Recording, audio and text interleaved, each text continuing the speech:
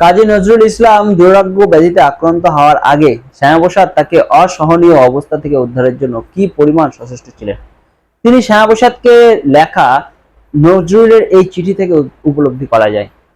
শ্রী চরণেশু আমার সশ্রদ্ধ প্রণাম গ্রহণ করুন।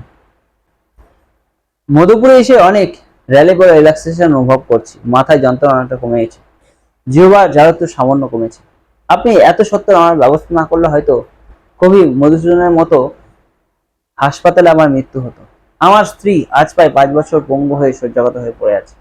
অনেক কষ্টে এখানে এনেছি। ওর অসুখের জন্য এখনো 7,000 টাকা ঋণ আছে।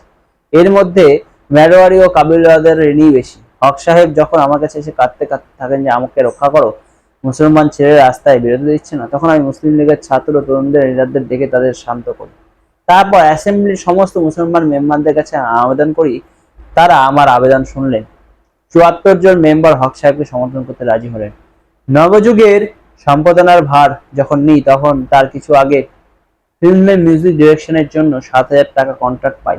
হক সাহেব ও তার অনেক হিন্দু মুসলমান সাপোর্টার আমায় বলেন যে তার ঋণও শোধ করে দেবেন।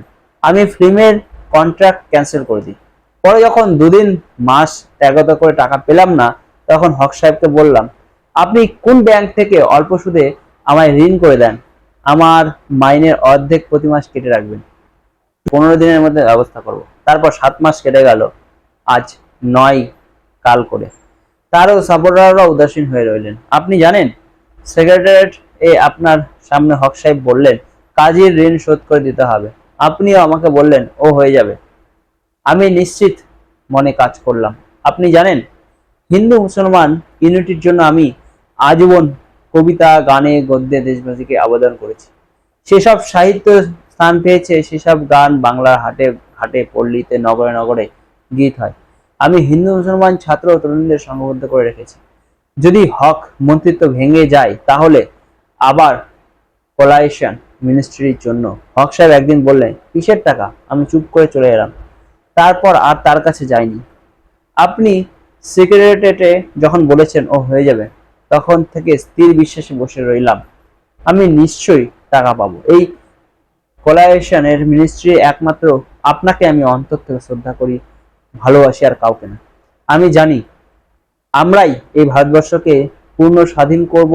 সেদিন বাঙালির আপনাকে, সুভাষ বসুকে সকলের আগে মনে পড়বে।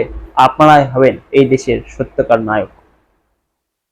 আমার অন্তরের কৃতজ্ঞতা ও ধন্যবাদ গ্রহণ করবেন। আমি জানি আমি হিন্দু মুসলমান ইকুইটি ফান্ড থেকে আমার ঋণ মুক্তির টাকা পাবো। আপনার কথা কখনো মিথ্যা হবে না। 500 টাকা পেয়েছি, আরো 500 টাকা অনুগ্রহ করে শীঘ্র পারেন পাঠিয়ে দেবেন, বা যখন মধুপুরে আসবেন নিয়ে আসবেন। কোর্টের ডিগ্রির টাকা দিতে হবে। 3-4 মাস দিতে পারেনি, তারা হয়তো বডি ওয়ারেন্ট বের করবে। আপনার মহত্ব, আপনার উপর ভালোবাসা, আপনার নির্ভীকতা, সহ্য, সাহস আমার অনুপূর্বণুতে অন্তরে বাইরে মিশে রইল। আমার আনন্দিত প্রণাম পদ্ম চরণে গ্রহণ করুন। প্রণত কাজী নজরুল ইসলাম। এই যে লিখেছেন, এটি কিন্তু শ্রদ্ধেয় শ্যামাপ্রসাদ মুখার্জিকে লিখেছেন কাজী নজরুল ইসলাম। এখনো বলবেন যে শ্যামাপ্রসাদ মুখার্জি কি করেছিলেন বাংলার জন্য। আরো অনেক তথ্য রয়েছে যা আপনাদের এখনো জানা প্রয়োজন শ্যামাপ্রসাদ সম্পর্কে। গত বাম আর তৃণমূলের রাজত্বে এসব আপনাদের সামনে লুকিয়ে রাখা হয়েছে।